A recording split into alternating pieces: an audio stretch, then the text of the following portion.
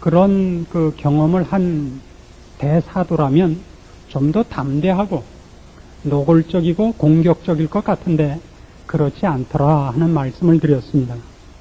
기적은 지금 있는 역사와 자연 질서를 파괴하기 위해서 있지 않고 이 기존 질서를 인정하고 있기 때문에 등장하는 거라 그랬습니다. 주님께서 이 역사와 세상을 심판할 때까지는 어쨌든 기존 질서와 체계를 인정하시기 때문에 주께서 꼭 하실 일이 있다면 기적으로 간섭을 하시는 거라 그랬습니다. 그럼 여기서 우리는 이제 한 걸음 더 나가서 우리 앞에 당하는 일 중에 어떤 일에 있어서는 그렇게 기존 질서에 순응을 해야 되고 어떤 일에서는 그거를 과감하게 항거해야 되는지 하는 그 기준을 마련해야만 됩니다. 말하자면 우리의 신앙이 정답만을 가지는 것이 아니라 그 정답을 이루기 위해서 분별할 수 있어야 됩니다. 말하자면 이걸 지혜라고 합니다. 그래서 우리가 알아야 되는 것은 지혜와 타협의 기준점이 무엇이냐 하는 것입니다. 지혜가 어디까지가 지혜고 어디까지가 타협이냐 하는 것입니다. 이걸 위해서 먼저 성경에서 지혜를 뭐라고 하는가 하는 걸 살펴보아서 오늘 이 본문 사건에 있는 이 베드로가 이런 행위를 할 수 있었던 그 깊은 뜻, 그가 알고 있는 하나님의 일하시는 방법, 즉 신앙인이 갖는 지혜에 대해서 성경이 말하는 바를 추적해 보려고 합니다. 마태복음 11장 18절 말씀부터 봅니다. 마태복음 11장 18절입니다. 요한이 와서 먹지도 않고 마시지도 아니하며 저희가 말하기를 귀신이 들렸다 하더니 인자는 와서 먹고 마심에 말하기를 보라 먹기를 탐하고 포도주를 즐기는 사람이요 세리와 죄인의 친구로다 하니 지혜는 그 행한 일로 인하여 옳다함을 얻느니라. 예수님 공생의 당시에 그 예수님을 반대하던 그 당시에 유대인들의 종교 지도자들과의 그 논쟁거리입니다.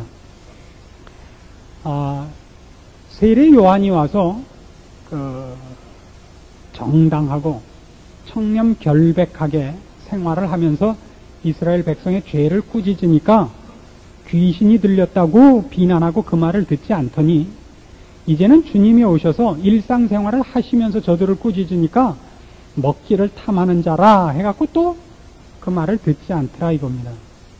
그러니까 이스라엘 백성은 지금 이 신앙의 신앙되는 핵심을 알고 싶어하는 마음은 없습니다.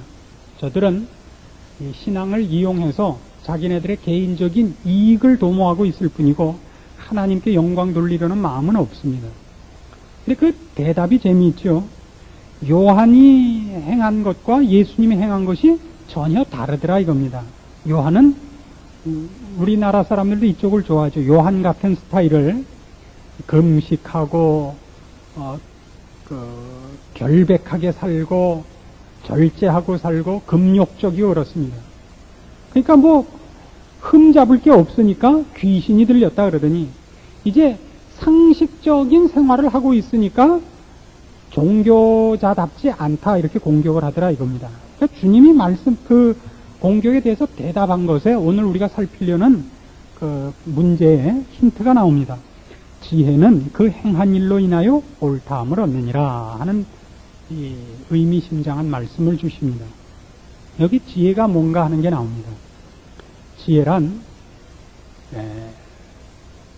일종의 그 상상이 아니다 이런 얘기입니다. 관념론이 아니다 이겁니다. 지혜란 어떤 난제를 푸는 실력이다 이겁니다. 지혜란 것은 공연불이 아닙니다. 여기가 우리 신자들이 가장 틀리기 쉬운 데입니다. 여러분 자녀 공부시킬 때 어떻게 하십니까? 무슨 문제지를 사다가 문제를 풀게 하고 나중에 어머니들은 어떻게 답을 맞추죠? 풀어보는 게 아니라 답안지 보고 부르죠.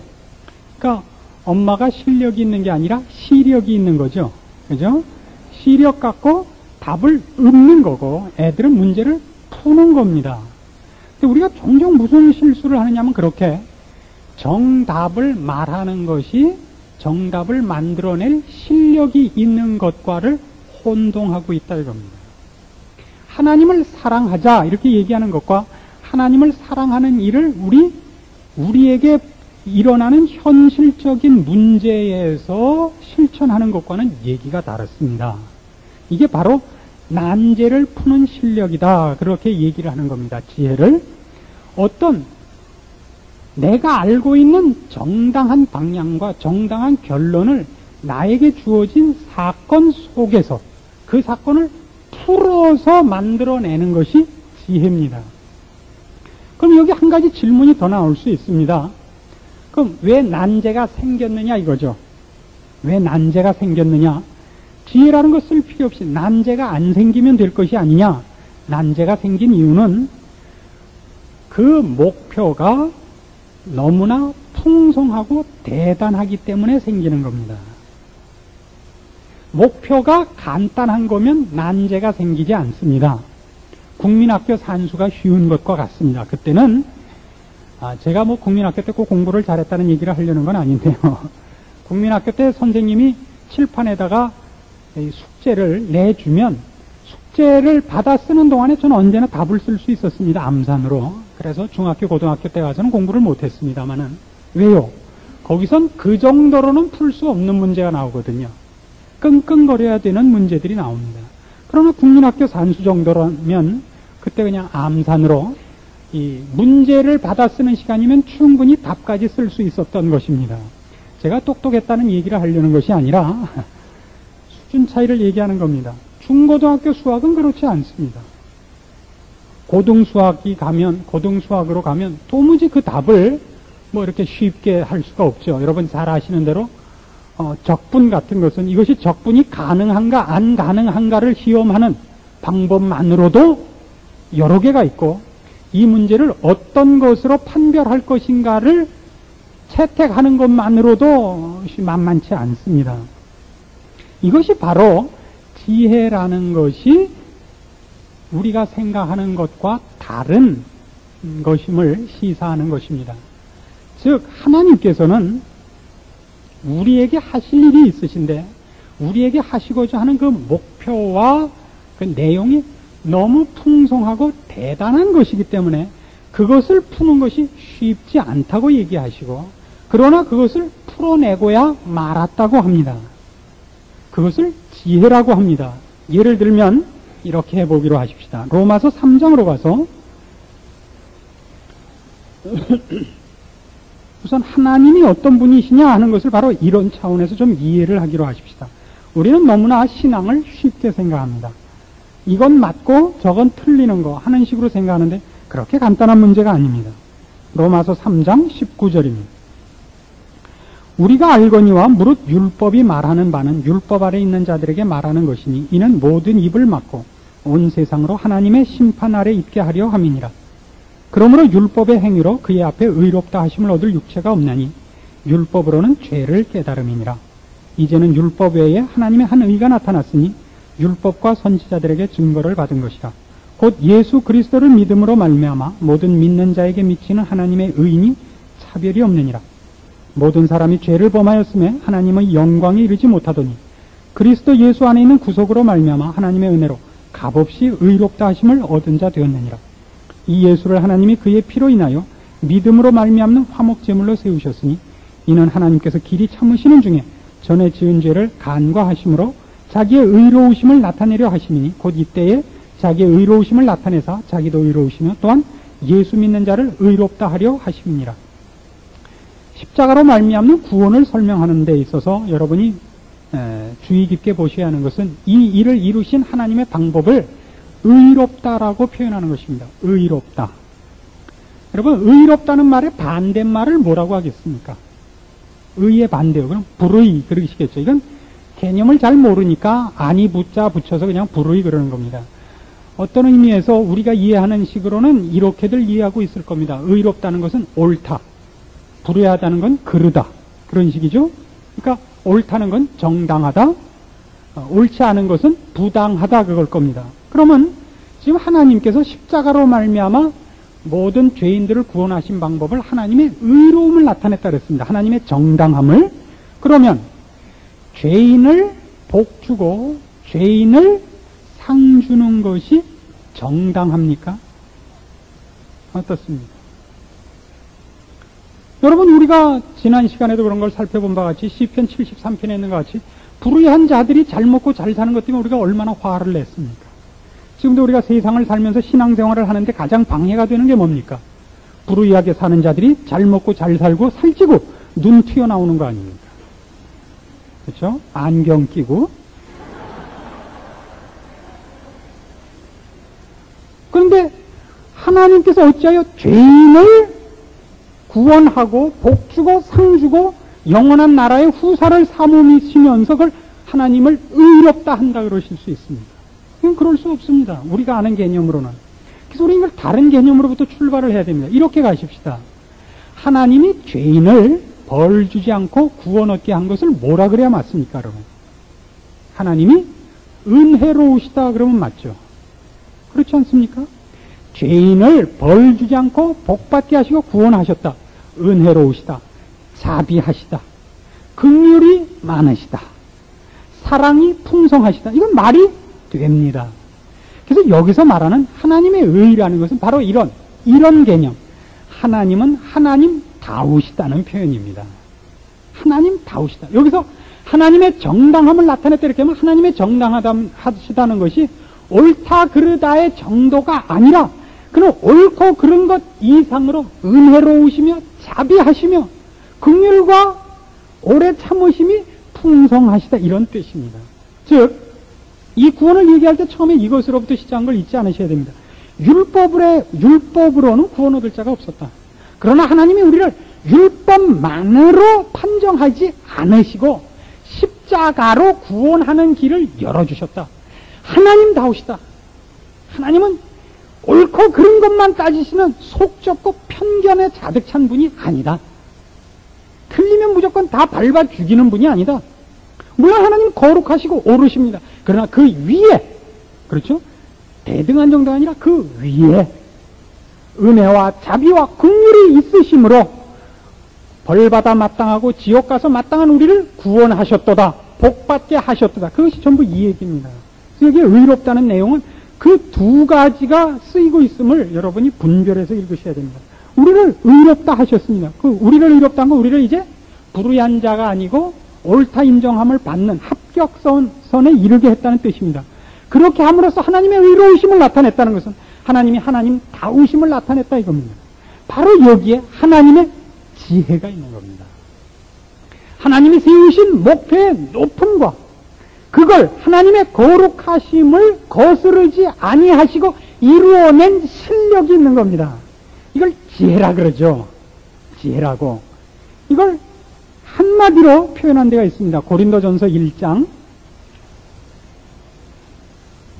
23절로 가십시다. 고린도전서 1장 23절입니다. 고린도전서 1장 23절. 우리는 십자가에 못 박힌 그리스도를 전하니 유대인에게는 거리끼는 것이요 이방인에게는 미련한 것이로되 오직 부르심을 입은 자들에게는 유대인이나 헬라인이나 그리스도는 하나님의 능력이요 하나님의 지혜니라. 여기 바로 나옵니다.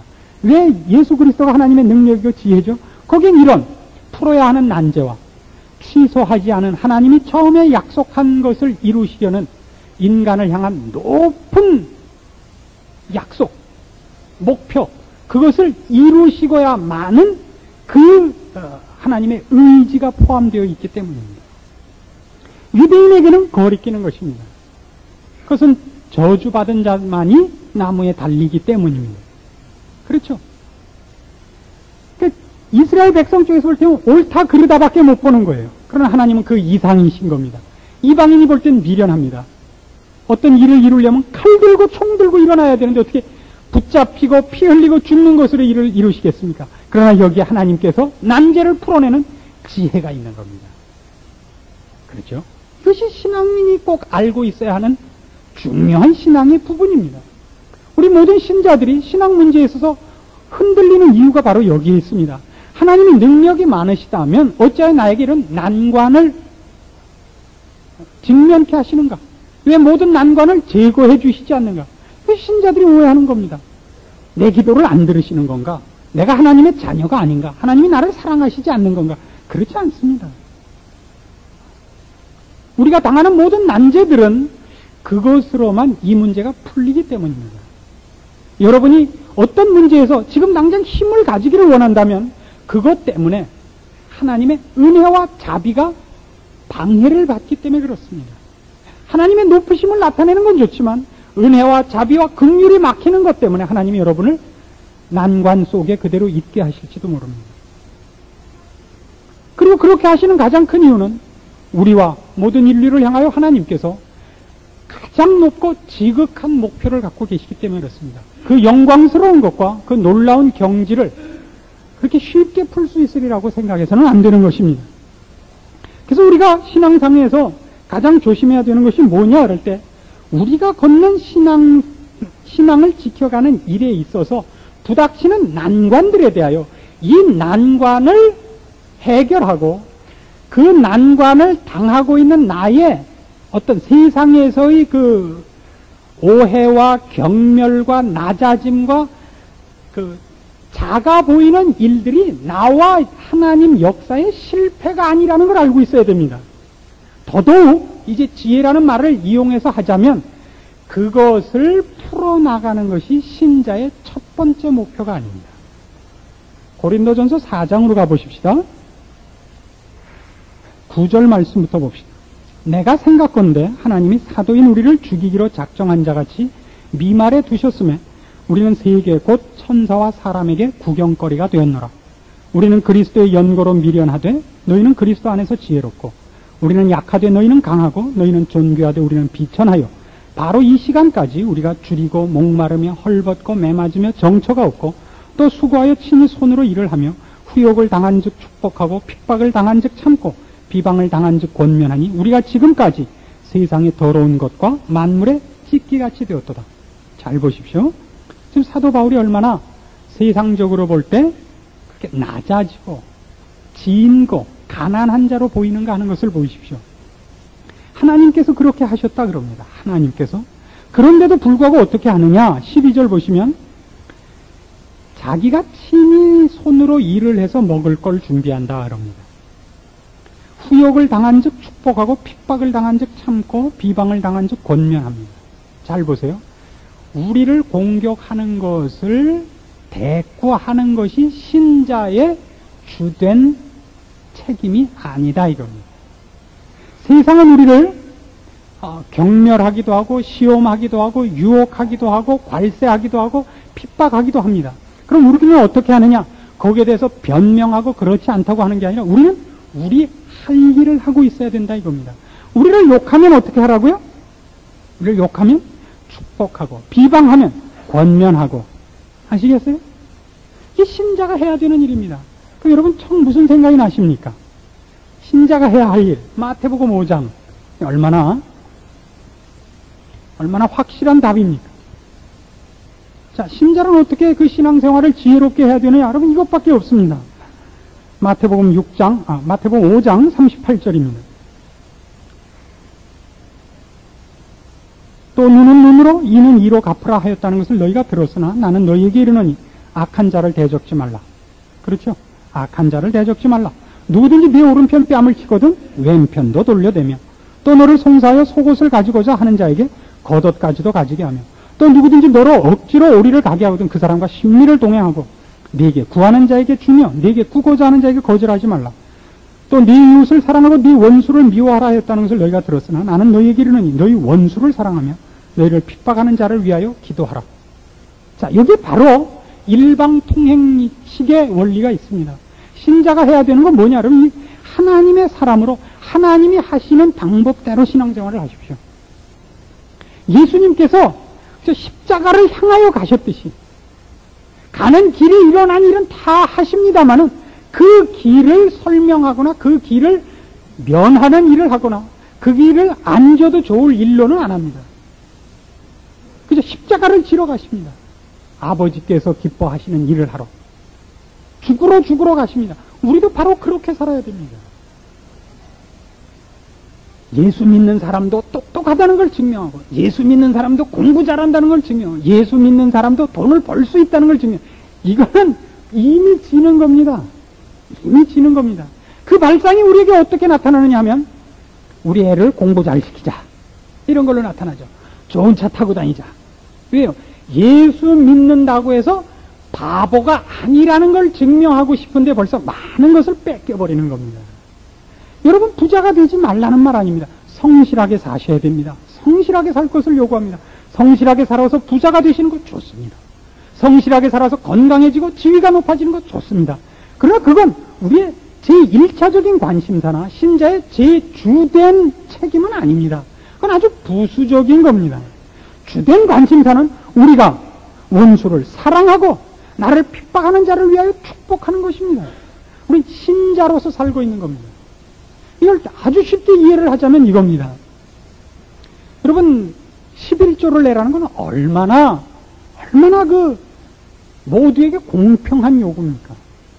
10억을 번 사람이 1억을 내는 것이 11조입니다. 10원을 번 사람이 1원을 내는 것이 11조입니다. 하나님 앞에 양쪽 다 똑같이 착하고 충성된 종입니다. 1억이 1원보다 결단코 많지 않습니다. 그러니까 우리가 지금 당하고 있는 현실 속에서 여러분이 지금 어떤 난관과 어떤 부족함과 남보다 못한 열등한 조건 속에 있다 할지라도 여러분이 신앙인으로 사는 데에 여러분이 볼 때 좋은 조건을 가진 사람보다 여러분이 부족한 것이나 신앙생활을 못할 이유가 한 개도 없는 겁니다. 여러분이 혹 아무것도 없으면 아무것도 안 내면 됩니다. 11조는 여러분 곱셈에서 배운 것 같이 제로 곱하기 10분의 1은 제로입니다. 걱정을 할 게 없습니다. 11조를 부어서 하는 법이라는 건 없습니다. 얼마나 타당합니까? 이것이 신앙생활입니다. 우리가 도통 이해하지 못하는 부분이 바로 이것입니다. 하나님께서 우리에게 무슨 목표를 세우셨고 그것을 이루시기 위해 지금 어떻게 지혜롭고 능력있게 일하시는가를 놓치고 있기 때문입니다. 이걸 하나님이 그 세우신 목표를 취소하지 않고 지금 전능하신 능력으로 모든 관심을 기울여서 하고 있다는 걸 모르면 우리는 어떻게 할 수밖에 없게 되느냐 하면 이 인내와 절제를 놓치게 됩니다. 이런 예를 들어보기로 합시다. 그 수용소에 갇힌 포로들이 많은 고생을 하면서 있죠. 누구보다도 고생을 하죠. 2차 대전 때 유대인들이 포로 수용소에 갇혀 있을 때 상황이나 또는 우리 잘 아는 대로 소련에서 강제 노동 수용소에 있던 사람들의 책을 보신 줄 압니다. 이반 데니소비치의 하루, 그런 책이 있었죠. 이반 데니소비치의 하루. 또 빅토 프랭클이라는 사람이 쓴 죽음의 수용소에서 이런 책들이 있습니다. 거기는 그 사람들에게 최소한의 먹을 것밖에 안 줍니다. 그리고 노동력을 착취할 뿐입니다. 어느 날 더 이상 노동력이 없다고 생각하면 금방 가스실로 들어갑니다. 그 사람들은 있는 힘을 다 기울여서 생존을 위하여 투쟁을 합니다. 돈도 감추고 담배도 조그만 담배라 할지라도 어디에 감췄다 피고 담배 한 가치가 목숨을 하루 연장시킬 수 있는 무기가 된다 그럽니다. 그런데 어느 날 어떤 사람이 감추었던 담배를 핍니다. 그럼 모두가 이걸 안 됩니다. 저 사람은 더 이상 싸우지 않기로 결심했구나. 그러니까 이제 죽기로 결심을 하면 드디어 감추고 내일을 위하여 오늘 해야 할 일들을 드디어 안 하기 시작한다 이겁니다. 이것이 정확히 오늘 베드로가 숨은 이유입니다. 하나님이 이 세상을 포기하지 않고 있으며 일하고 있음을 압니다. 그러나 그 일하는 방법이 세상의 역사와 체계를 놔둔 채로 일하고 계십니다. 고달픕니다. 그러나 하나님 나라를 확장하시는 일을 마침내 이루시고야 말 것이며 하나님이 택하시고 부르신 심령들을 불러내시고야 말 것을 압니다. 그래서 베드로는 숨습니다. 그럼 만일 이걸 포기하고 싶으면 어떻게 하면 되느냐 하면 엘리야 같이 로뎀나무 밑에 네 활개를 피고 누워서 하나님 잡아가십시오 그러면 되는 겁니다. 그걸 이렇게 나타낼 수 있습니다. 뻔히 잡아갈 관리 앞에 가서 나 예수 믿는다 그러는 겁니다. 그걸 지혜가 없는 사람이 볼 때는 멋있어 보이는 겁니다. 이야, 저 베드로는 잡아가는 관리 앞에서 웃으면서 나 예수 믿어 그러다 잡혀갔다. 아니고 아까 얘기한 식으로 꼽을 쳤던 담배를 피워버린 사람인 겁니다. 더 이상 신자로 하나님이 일하시는 지혜로운 방법에 자기를 맞추어 인내하며 절제하며 만물의 찢기같이 되고 온 세상의 미물같이 된 그것을 참아내요. 하나님께서 나를 통하여 하실 일을 다 이루고야 말리라 하는 것을 포기한 것을 의미합니다. 여러분, 하나님께서 하시는 일에 쓰임받는 것이 사람들 앞에 드러나고 칭찬받고 폼나는 식으로 될 것이라고만 생각하는 것은 참으로 단순한 생각입니다. 신앙이란 그렇지 않습니다. 하나님이 일하시는 방법이 그렇지 않기 때문입니다. 그래서 여러분의 일하시는 것도 마찬가지입니다. 누구 앞에 가서 정답을 읽는 것이 전부가 아닙니다. 그건 틀린 겁니다. 이것이 옳습니다. 이렇게 얘기하는 것이 신앙이 아닙니다. 그것을 내가 이루기 위하여 오늘 하나님의 일하시는 방법에 맞추어 십자가를 지고 하늘에 썩는 미랄이 되고 정말 하나님이 요구하시는 것 같이 예수 그리스도가 그 표를 처음에 이루신 것 같이 우리도 그 뒤를 따라서 매 맞으면 매 맞고 돌 맞으면 돌 맞고 오른편 뺨 맞으면 왼편 뺨 대고 그리고 나의 길을 가는 겁니다. 나의 길을. 그것이 신앙생활이요. 지혜 있는 것입니다. 하나님께서 우리를 옳고 그른 것으로가 아니라 사랑으로 대접하신 것 같이 우리도 그럼 하나님이 가지셨던 사랑으로서 이 세상을 볼 줄 알아야 됩니다. 고린도전서 13장에 그 답이 나오죠. 고린도전서 13장 1절부터 봅시다.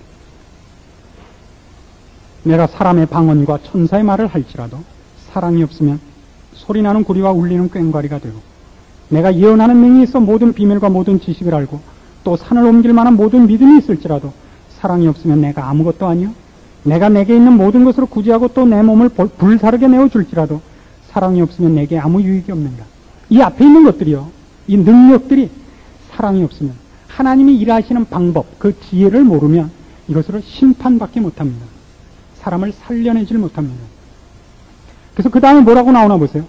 사랑은 오래 참고 사랑은 온유하며 투기하는 자가 되지 아니하며 사랑은 자랑하지 아니하며 교만하지 아니하며 무례히 행치 아니하며 자기의 유익을 구치 아니하며 성내지 아니하며 악한 것을 생각지 아니하며 불의를 기뻐하지 아니하며 진리와 함께 기뻐한다 그럽니다.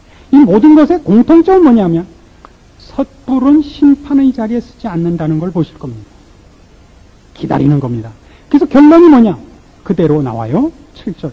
모든 것을 참으며 모든 것을 믿으며 모든 것을 바라며 모든 것을 견디는다. 여러분, 공산주의를 미워하시되 공산주의자인 그 영혼들마저도 미워하지 마십시오. 그들을 불쌍히 여기십시오. 인신매매와 흉악한 이 강력범들, 그 죄를 미워하시되 그 사람들도 미워하지 마십시오. 불쌍히 여기십시오. 우리는 지금 이 땅에 하나님께서 베푸신 사랑과 은혜와 긍휼을 전하러 존재하고 있습니다. 우리 같은 것들을 불러내신 하나님의 은혜와 사랑을 나누기 위하여 있습니다. 우리는 누구를 심판하려고 있지 않고 그리고 아무리 못된 사람이라도 그가 하나님의 은혜와 긍휼 가운데 돌아설 수 있는 것을 믿기에 오늘 이 험한 세파를 견디며 있고 포기하지 않고 사는 겁니다. 오늘 혹은 내일 혹은 어느 날 내가 만난 사람 앞에 그의 심령을 하나님께서 돌이키게 하기 위해 나를 쓰실 것이라는 걸 믿기 때문에 세상이 꼭 다 망할 것 같고 내일 종말이 올 것 같고 이대로 다 악한 것들이 폭발하여 모든 것을 죽일 것 같은 그러한 현상 속에서도 우리의 믿음을 버리지 않고 버티고 있고 악소리치고 가서 너 죽고 나 죽자라고 그러지 않고 웃으면서 버티고 있는 것입니다. 하나님께서 우리를 통하여 이 놀라운 은혜를 베푸실 것을 믿는 겁니다. 하나님이 하시는 일이 지혜롭고 능력이 많은 것을 믿는 겁니다. 우리의 존재가 이 악한 이 원수 마귀들의 저 득세한 세력에 비하여 너무 미미해 보이지만 절대 땅이 거기에 파묻힌 씨앗을 밟아 죽이지 못하고 그 싹이 땅을 뚫고 나오는 것을 믿는 것입니다. 우리가 참고 견디어 울며 씨를 뿌려 낙심하지 아니하면 때가 되매 추수할 것입니다. 기도하십시다. 하나님 아버지의 은혜를 감사합니다. 우리의 존재가 하나님의 희망이요, 하나님의 일하심에 계속되는 열심히 쓰신 하나님의 간섭인 것을 분명하게 깨닫고, 오늘 이 세상의 악한 것과 악한 세력이 드높아지는 것에 대하여 두려워 말고 사랑의 마음을 품고 우리 하나님 일하시는 데 순종하여 인내하고 겸손하고 그리고 많이 견뎌 우리 하나님께서 우리의 생애를 통하여 펼치시는 사랑과 은혜가 어찌하든지 모든 죽어가는 영혼들에게 소개되고 저들이 돌아와 하나님을 믿게 될 것을 믿고 싸워나가게 도와주시옵소서. 낙심하는 심령 없게 하시고 저 세상의 완악한 것을 인하여 우리도 칼을 빼들고 싶은 유혹을 극복하게 도와주시옵소서. 우리 묵묵히 만물의 찢기 같고 세상의 미말에 있어 구경거리 되는 것 같으나 우리가 참으로 모든 것을 나누며 생명의 증인이요 하나님 베푸신 은혜와 긍휼의 그 출구인 것을 믿고 오늘 우리의 존재를 귀히 여기고 믿음을 떨쳐버리지 말고 약해지지 말고 굳건히 서서 우리의 싸움을 주를 힘입어 집행하게 하시고 감당하게 하시고 주께서 잘했다, 이제 네 인생을 이제 끝내도 된다라고 부르시는 그날까지 우리 뒤돌아보지 말고 충성되이 하나님의 사람으로 살게 하여 주시옵소서. 예수님의 이름으로 기도합니다. 아멘.